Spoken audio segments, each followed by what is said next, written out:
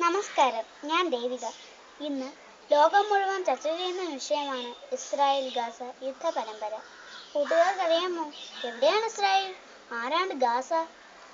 ദൈവം തെരഞ്ഞെടുത്ത സ്വന്തം ജനതയാണ് ഇസ്രായേൽ എന്ന് മതഗ്രന്ഥം വാദിക്കുന്നു.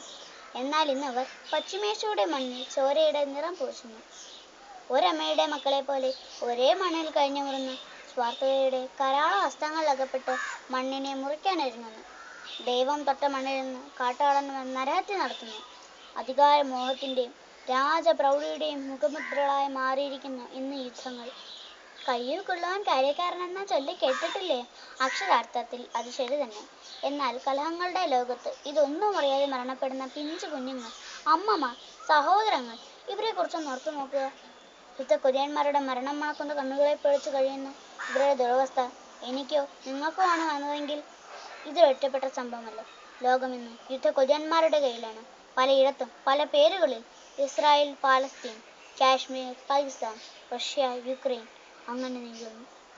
രാജ്യങ്ങൾ തമ്മിൽ, സംസ്ഥാനങ്ങൾ തമ്മിൽ കലഹത്തിന്റെ കഥ പല രൂപത്തിൽ നമുക്ക് ചുറ്റും കാണാം.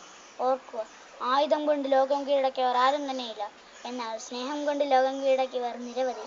മദർ തെരേസ, മഹാത്മാഗാന്ധിജി, അങ്ങനെ പോകുന്ന സ്നേഹത്തിന്റെ നീർമുത്തുകൾ.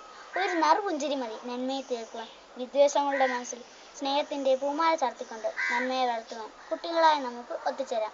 നാളത്തെ സമൂഹത്തിൽ എന്റെയും നിങ്ങളുടെയും മനസ്സിൽ യുദ്ധങ്ങൾ വേണ്ട. നന്മയുടെ നല്ല നാളുകൾ എന്നും നിലനിൽക്കുവാൻ സ്നേഹത്തിന്റെ നറുപുഞ്ചിരി നമ്മുടെ ചുണ്ടുകളിൽ വിരിയട്ടെ. Thank you.